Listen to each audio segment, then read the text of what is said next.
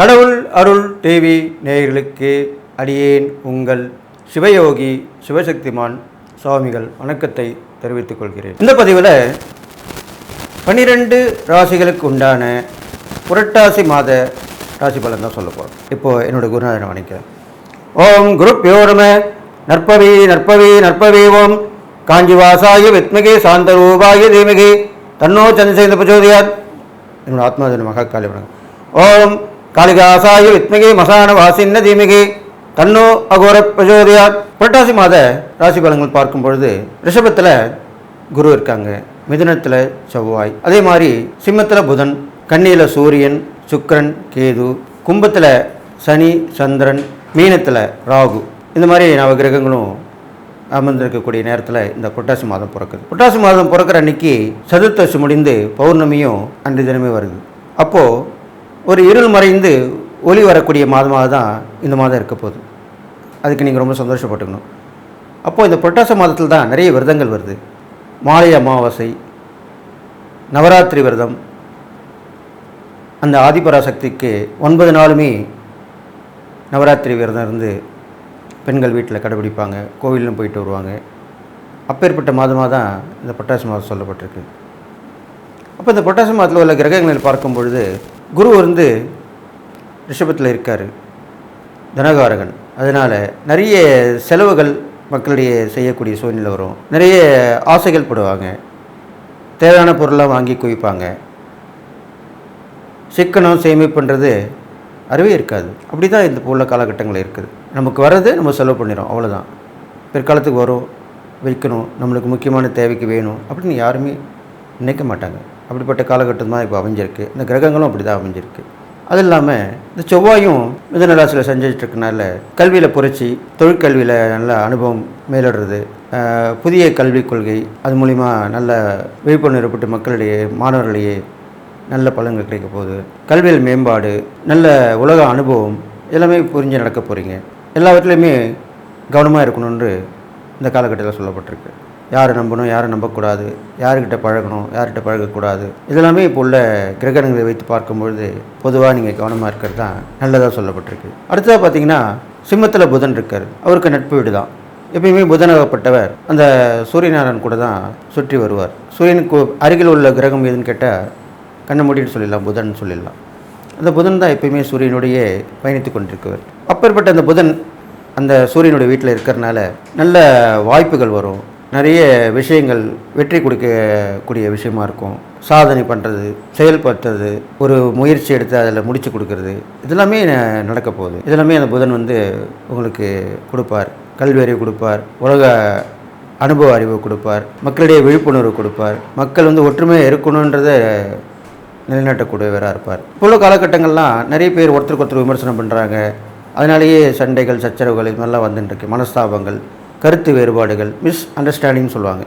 அது இருந்தால் எந்த ஒரு வாழ்க்கையை நம்ம வாழ முடியாது. அது மக்களிடையே, நண்பர்களுக்குள்ளேயும் சரி, உறவுகளுக்குள்ளேயும் சரி, அரசாங்கத்திற்கும் மக்களிடையுமே சரி, புரிதல் இருக்கணும். மியூச்சுவல் அண்டர்ஸ்டாண்டிங்னு சொல்லுவாங்க. அதுதான் உண்மையான விஷயம். அந்த புரிதல் இருந்துட்டாலே நல்லாயிருக்கும். அந்த ஒரு புரிதலை கொடுக்கக்கூடிய காலமாக தான் இந்த காலம் இருக்க போகுது. அதுக்கப்புறம் பார்த்திங்கனாக்கா கன்னியில் ஏற்கனவே கேது, சுக்கிரன் இருந்திருந்தார். அதனால நிறைய பிரச்சனைகள், பெண்கள் வகையிலேயே பாதிப்புகள், அவங்களுடைய பழக்க வழக்கங்கள் மாறுபடுறது, அவங்க தன்னிலை மறந்து தவறான விஷயத்துக்கு போகிறது, எல்லாமே நடந்துக்கிட்டு இருந்தது. இப்பொழுது சூரியன் வந்த பிறகு கொஞ்சம் விழிப்புணர்வு ஏற்படும்.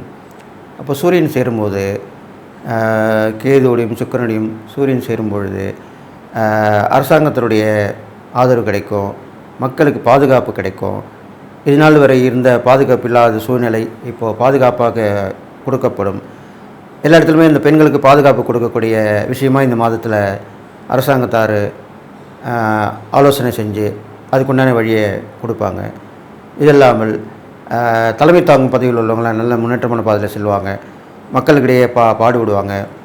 போர் நிறுத்த கொள்கைக்கு ஆதரவாக இருப்பாங்க. சண்டை வரக்கூடாதுன்னு சொல்லிட்டு மாநிலமாக இருந்தாலும் சரி, ஒரு நாடாக இருந்தாலும் சரி, அண்டை நாடுகளாக இருந்தாலும் சரி, எல்லாருமே இணக்கமாக போகிறதுக்குண்டான வழிமுறைகள் தான் இப்போ இந்த காலகட்டத்தில் நடக்க போகுது. இது இல்லாமல் கும்பத்திலே சனியோட சந்திரன் சேர்ந்திருக்கார். இது கொஞ்சம் ஒரு மைனஸ் தான் சொல்லப்படுது இந்த மாதம் ஆரம்பிக்கும் பொழுது. அப்போது சரியோட சந்திரன் சேர்ந்துடும் பொழுது கெட்ட பழக்கங்களும் ஒரு ஒரு சேர வந்து தான் போயிட்டு இருக்கும்.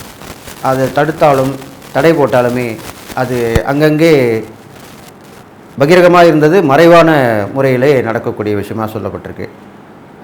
இப்போ உள்ள அந்த போதைப் பொருட்கள் ஈடுபாடு படுறது, மதுவுக்கு அடிமையாகிறது, பெண்கள் வகையில் பிரச்சனை கொடுக்கறது, இதெல்லாமே மறைமுகமாக இனிமேல் செயல்படுத்தப்படும். அப்படியும் இருந்துக்கிட்டு தான் இருக்கும். முழுசாக ஒழிந்து விடாது. அது கொஞ்ச காலம் போட பிறகு சரியாயிடும். அடுத்ததாக மீனத்திலே உலகக்கூடிய ராகு பகவான் இப்பொழுது நல்ல ஒரு வாய்ப்பை கொடுக்க போகிறார் மக்களுக்கு. திடீர் அதிர்ஷ்டங்கள், எதிர்பாராத வாய்ப்புகள், எதிர்பாராத சந்தோஷங்கள்லாம் கொடுப்பார். ஷேர் மார்க்கெட்டு, பணம் புழங்குற இடத்துல பணத்தை போட்டு பணத்தை எடுக்கிறது, இது மாதிரி வகையில் நல்ல லாபங்கள் கிடைக்க போகுது. ஆக மொத்தம் இந்த மாதிரி இந்த புரட்டாசி மாத கிரகங்களை பார்க்கும்போது எப்படி இருக்குது, இதெல்லாம் நீங்கள் புரிஞ்சு நடந்துக்கிட்டிங்கன்னா இந்த புரட்டாசி மாதத்தை கடந்து வந்துடலாம். இது இல்லாமல் இந்த பொதுவான பலன்களை பார்க்கும்பொழுது கவனமாக இருக்கிறது தான் நல்லதாக சொல்லப்பட்டிருக்கு. அது இல்லாமல் எதிலுமே யோசிக்காமல் செயல்படுவதும் நல்ல விஷயமாக சொல்லப்பட்டிருக்கு. ஆழக்கால் வைப்பதும் அகலக்கால் வைப்பதும் கூடாது. அடுத்தவருக்கு வந்து ஜாமீன் கொடுக்கக்கூடாது, அடுத்தவரை விட்டு விமர்சனம் செய்யக்கூடாது. இது மாதிரிலாம் இல்லாமல் நாம் உண்டு நம்ம வேலை உண்டுன்னு இருக்கக்கூடிய காலகட்டமாக தான் இந்த காலம் சொல்லப்பட்டிருக்கு.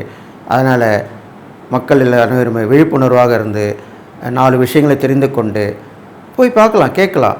அவங்கவுங்களும் குரு இருப்பாங்க. குரு இல்லாதவங்க குருவை தேடி போய் அவர் மூலிமா உபதேசம் பெறலாம். ஆன்மீகத்தில் இருக்கவங்களாம் வந்து எல்லாருமே எந்த துறையிலுமே நல்லவங்களும் இருப்பாங்க, கெட்டவங்களும் இருப்பாங்க. நம்ம போய் பார்த்து நல்லவங்களாம் பார்த்து நம்ம அவங்ககிட்ட ஆலோசனை வாங்கி அவங்க சொல்கிறபடி நடந்துக்கிட்டோம்னா கண்டிப்பாக நல்லது தான் நடக்கும். ரிஷபராசிக்காரங்களை பார்க்கும்பொழுது உங்கள் ராசியிலே தான் குரு இருக்கார். குரு இருக்கும்போது அவர் நல்லது தான் செய்வார், நல்ல கிரகம் தான். அதனால் நீங்கள் பயப்பட வேண்டிய அவசியமே இல்லை. அவர் பார்வை இடங்கள் கண்டிப்பாக நல்லது பண்ணுவார். அப்போ அவர் 5, 7, 9 பார்ப்பார். அவர் ராசிலேருந்து உங்கள் ராசிலேருந்து 5, 7, 9 பார்ப்பார். அப்போ எல்லாமே உங்களுக்கு நல்ல விஷயமாக நடக்கும். பூர்வ புண்ணிய ஸ்தானம் வலுப்பெறும், முன்னோருடைய ஆசீர்வாதம் கிடைக்கும், நினைத்த எண்ணங்கள் நடக்கும், பிரயாணங்கள் போயிட்டு வருவீங்க, வெளிவட்டார பழக்கம் நல்லா நடக்கும், மனைவி மூலிமா உதவிகள், மனைவி வழி உறவுகள் மூலமாக உதவிகள், மனைவி மூலிமா அந்யோன்யம், நல்ல லாபங்கள் தரக்கூடிய விஷயங்களில் ஈடுபடுறது, அது மூலிமா லாபங்கள் வர்றது, வேண்டுதல் பிரார்த்தனை மூலமாக நல்ல முயற்சி செஞ்சு வெற்றி பெறுறது, இது மாதிரிலாம் தான் பொதுவான பலனை உங்களுக்கு சொல்லியிருக்கு நடக்க போகுது. அடுத்து அந்த ரிஷபராசிக்காரங்க பார்க்கும்பொழுது கொடுக்கல் வாங்கல தான் கொஞ்சம் தடைகள் தாமதங்கள் வர்றதுக்கு வாய்ப்பு இருக்குது. அப்போ அதுக்கு நீங்கள் என்ன பண்ணணும்னு கேட்டிங்கன்னா, உங்களுக்கு உங்கள் எப்பவுமே ராசியாதிபதி தான் நம்ம முக்கியம். எப்படி ஒரு பரிகாரங்கள் தெய்வங்கள் பரிகாரம் வழி சொல்லும் போது இறை பரிகாரம் வழியில் அவங்கவுங்க ராசிக்கு சொல்லும்போது அவங்க ராசியாதிபதியும் வழங்கணும். இது முக்கியமான விஷயமாக சொல்லப்பட்டிருக்கு. அப்போ உங்கள் ராசியாதிபதி சுக்கிரன். அந்த சுக்கிரனை நவகிரகத்தில் இருக்கிற சுக்கிரனுக்கு வெள்ளிக்கிழமையில் நீங்கள் தொடர்ந்து ஒரு வெள்ளிக்கிழமையும் அர்ச்சித்து வரலாம். அவருக்கு மல்லிகை, ஜாதி, இது மாதிரி பூக்கள், வாசனை பூக்கள் இதெல்லாம் அலங்காரம் பண்ணி வஸ்திரம் சாத்தலாம், அபிஷேகம் பண்ணலாம், ஆராதனை பண்ணலாம். மொச்சை தான் அவருக்கு உகந்த தானியமாக சொல்லப்பட்டிருக்கு. அந்த மொச்சையை வைத்து 6 விளக்குகள், அவருக்கு நெய் தீபம், சுக்கரனுக்கு வந்து நெய் தான் சொல்லப்பட்டிருக்கு, லக்ஷ்மியோட அம்சமாக்குறதுனால நெய் தீபம் போட்டு வரலாம். இது மாதிரிலாம் வெள்ளிக்கிழமையில் பண்ணிட்டு வரலாம். சுமங்கலிகளுக்கு தான தர்மம் பண்ணிட்டு வரலாம். இது ரிஷபராசிக்காரனுக்கு பொதுவான பரிகாரமாக சொல்லப்பட்டிருக்கு. கண்டிப்பாக நீங்கள் செஞ்சுட்டு தான் வரணும். இப்படி செய்யும்பொழுதும் உங்களுடைய இந்த மாதத்தில் உள்ள பிரச்சனைகள்லாம் தீரும். தடைப்பட்ட விஷயங்கள்லாம், தாமதமான விஷயங்கள் எல்லாமே சீக்கிரமாக முடிவுக்கு வரும். நல்லதுதான் நடக்கும். அதுக்கு தான் நம்ம ஒரு விஷயம் நடக்கலாம் எவ்வளோ கஷ்டப்படுறோம். அப்போ அது ஈஸியாக நடக்கும்போது ஏன் நம்ம அந்த பரிகாரத்தை செய்யக்கூடாது? அது மாதிரி செஞ்சுட்டு வரலாம். இது இல்லாமல் ரிஷபராசிக்காரங்களுக்கு சகோதர வகையில் கொஞ்சம் பிரச்சனை வர்றதுக்கு வாய்ப்பு இருக்குது. அது கூட பிறந்த சகோதராக இருக்கலாம், இல்லை ஒன்று விட்ட சகோதராக இருக்கலாம், எப்படி வேணால் இருக்கலாம். அவங்க கூட கொஞ்சம் இணக்கமாக இருக்கிறது நல்லது. வாய் வார்த்தையாக இருக்கணும். அதிகமாக பேச்சு வச்சுக்கூடாது. கடும் வார்த்தைகள் சொல்லக்கூடாது. பிடிவாதம் பிடிக்கக்கூடாது. இது மாதிரிலாம் இருந்துட்டு வந்தீங்கனாலே அந்த நான் சொல்லக்கூடிய அந்த பிரச்சனை வராமல் கூட போயிடும். நான் சொல்கிறது கடைப்பிடிச்சின்னா கண்டிப்பாக வராமல் போயிடும். மறந்துட்டு ஏதோ ஒரு ஞாபகத்தில் நீங்கள் மீறி நடந்தீங்கன்னா கண்டிப்பாக அந்த பிரச்சனை வரும். அப்போ அதுக்கும் நான் பரிகாரம் சொல்ல தான் போகிறேன். அப்போ அது நீங்கள் அந்த பரிகாரத்தை பண்ணிட்டு வந்தீங்கன்னா கண்டிப்பாக நல்லதாக நடக்கும். அதுவும் இல்லாமல் இந்த ரிஷபராசிக்காரங்களுக்கு பார்க்கும்போது மனைவி நிறைய விஷயத்தில் இந்த தடவை உங்களுக்கு ஹெல்ப் பண்ணுவாங்க. ரொம்ப உதவியாக இருப்பாங்க. இது நாள் வரைக்கும் இல்லாத விஷயமா ஒரு அன்பு ஆதரவாக இருப்பாங்க. நீங்கள் இப்படி பண்ணுங்க, அப்படி செய்யுங்க, ஏன் இது உங்களுக்கு தெரியாதா, இப்படியே தான் கேட்பாங்க. அப்போ நீங்கள் தான் யோசிப்பீங்க, ஆஹா ஆமாம் முன்னாடி பேர் பண்ணியிருக்கலாமே அப்படின்னு தான் நீங்கள் நினச்சி அவங்க சொன்ன உடனே பண்ணி முடிச்சிருவீங்க. அப்போ கண்டிப்பாக அதன் மூலிமா நல்ல வெற்றிகள் தான் கிடைக்க போகுது. அது இல்லாமல் பார்க்கும்போது உங்களுக்கு கடன் கட்டுக்கடைக்கு தான் இருக்கும். இருந்தாலும் புதுசாக ஒரு கடன் வாங்குவீங்க. வாங்க வேண்டிய சூழ்நிலை கண்டிப்பாக வரும். அந்த கடன் வாங்கி கடன் அடைப்பீங்க. அதுதான் இப்போ உள்ள இந்த ரிஷபராசிக்காரங்க நடக்க போகுது. எப்படியும் கிடைச்சிரும். அந்த கடன் வாங்கி ஒரு கடன் அடைச்சிருவீங்க. முக்கியமான கடனாக இருக்கும். அது ரொம்ப கஷ்டமான தொல்லை பண்ணிக்கினே இருப்பாங்க. அது இன்னொரு கடன் வாங்கி அடைச்சிருவீங்க. அதுவும் நல்ல விஷயந்தான் நடக்க போகுது. அது இல்லாமல் பிரபலமாகிறதுக்கு உண்டான வாய்ப்புகள்லாம் இப்போ உருவாகி வரும். அதுக்குண்டான முயற்சியில் நீங்கள் இறங்கணும்.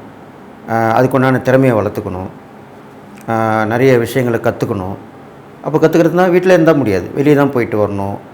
4 இடம் போயிட்டு வரணும், 4 பேர்கிட்ட பார்க்கணும், பழக்க வழக்கங்களை ஏற்படுத்திக்கணும். எந்த ஒரு விஷயமா இருந்தாலும் படித்து தெரிஞ்சுக்கணும், அனுபவப்பட்டு தெரிஞ்சுக்கணும். இது மாதிரிலாம் பண்ணிட்டு வரலாம்.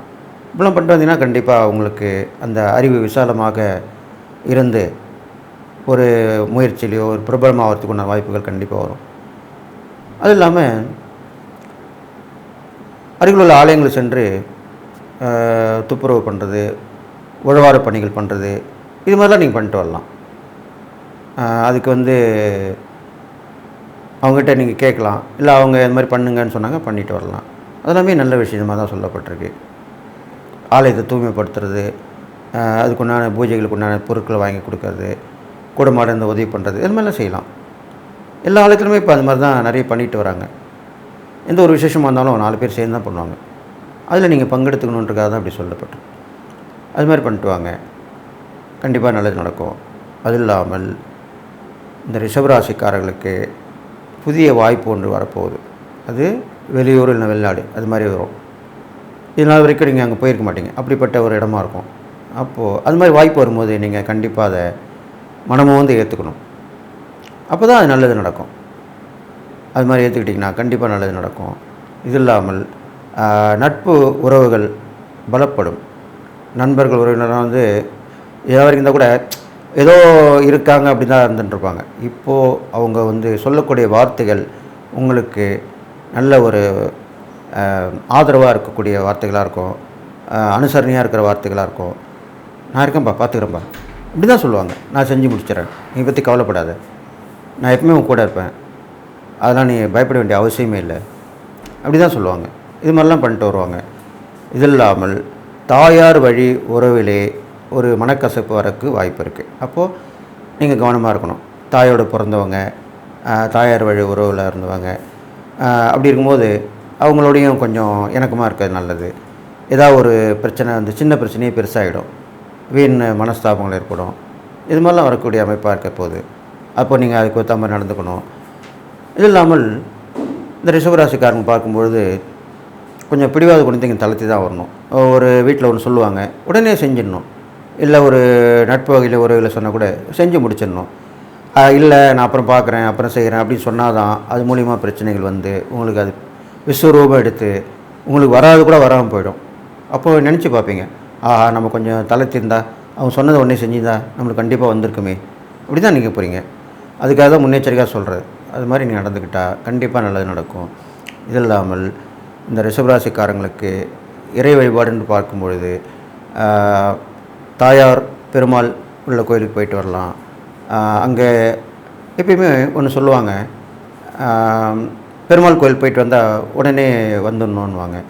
ஆனால் பரிகாரங்கன்று சொல்லி பார்க்கும்போது அங்கே அமர்ந்து பெருமாளை வழிபட்டு தாயாரை வழிபட்டு இருந்து அமர்ந்து வந்தால்தான் அந்த பரிகாரத்துக்கு நல்ல ஒரு ஏற்றமாக சொல்லுது. பொதுவாக சொல்லக்கூடிய வார்த்தை தான் அது.